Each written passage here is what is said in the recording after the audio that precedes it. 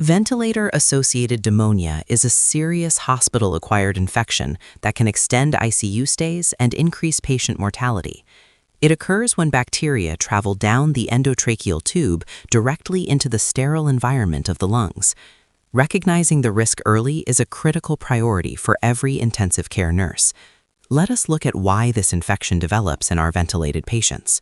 When a patient is intubated, the natural defenses of the upper airway are bypassed, allowing pathogens easy access.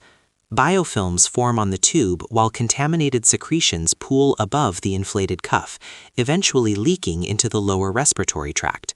This microaspiration triggers an inflammatory response and severe infection within the lung tissue.